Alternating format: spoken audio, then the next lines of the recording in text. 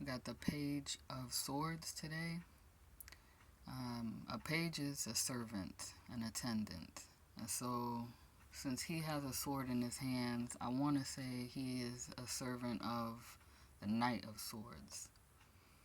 So, this is a young person, kind of in between novice and amateur, not yet a knight himself, but perhaps that is something he dreams of becoming. He's familiar with the moves, with the rules of swordsmanship, but because he doesn't have armor on, he hasn't actually had the experience of battle yet. He's got red shoes on, so that's rooted groundedness in his place in this world, trusting in his path, even though it seems pretty rocky here, it's kind of treacherous. Watch your step.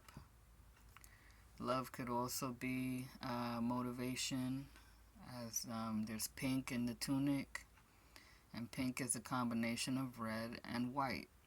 And white is about the truth. It's related to the crown chakra as well. So the spirit, right? And he's got white clouds around him, or behind him, I should say. And that would tell me it's like this is the mind, the thoughts that cross over the mind, or the consciousness. Consciousness is like the sky, and clouds are like the thoughts that just float through and out of it. So it's an accumulation, right, of various elements, the clouds. And so that's what thoughts are. It's an accumulation of everything that we hear, see, observe, learn about, and they build up.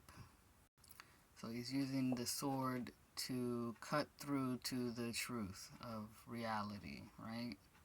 The yellow, the color of the sun, carrying him, that is his intention, is to serve with a clear mind. If you want to see the sword as the tool is of attention, that is our greatest weapon, right? Is the attention of our minds and how we use it. What are we pointing it at? His is pointing up and out of the picture. So it's about the mystery, right? The great mystery of life and our origins and who we really are. It's got the black belt, so black is the color of mystery and magic. So again, and also since it's around his waist, that's like representing the serpent, the Kundalini energy. So a lot to do with the power and magic of creation itself. And you know, that yellow color, the sun, the solar plexus, our center, like could represent our mind, our pure mind, and the inner child and naturally curious nature, right? When we are naturally curious about something, we will put our attention on it until we get to the heart of it, right? We cut through all the crap to get to the center of the matter. There's 10 birds above his head, and the number 10 corresponds with the Wheel of Fortune in the major arcana, which we will get to later on. The wheel in the sky, the nature of our minds and how it can go around and around with ideas. But the one in the center is the observer of all of these thoughts, of all the process, right? True nature, open like the sky. All these things will pass before it, around it, but cannot truly cover it up, right? So this could be like the card of the philosopher, the curious mind, using the sword of truth or attention to discover, what is real, what is not. Being centered, right? Like this tree here is centered, it's still, it's rooted in the earth. It isn't trying to move around or go anywhere, even though it's windy. Like you can see it whipping in his hair, whipping through the leaves. It's still grounded and centered and unmoving, unchanging, like our true nature.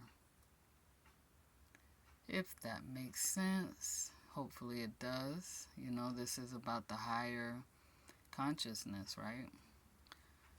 But higher, lower, these are just concepts again, or it's a way we observe the gravity of physics, the world. That's just how we describe everything. But blue is for truth. And we are truly calm and centered no matter what chaos may come around, right? No matter what the weather is like. We are like the sky that allows it to come and go.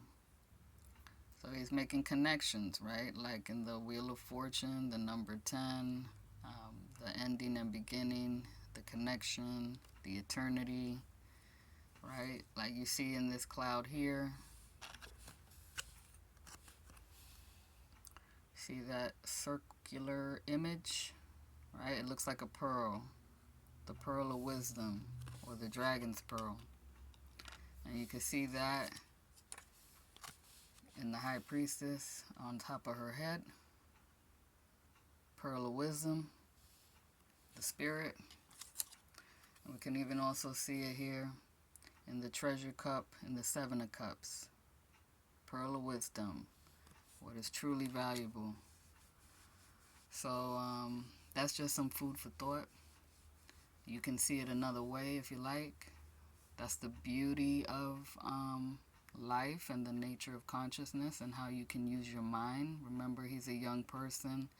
The inner child, the curiosity, the playfulness of the what if, how does it work, kind of not really knowing, but having fun in the process of discovering.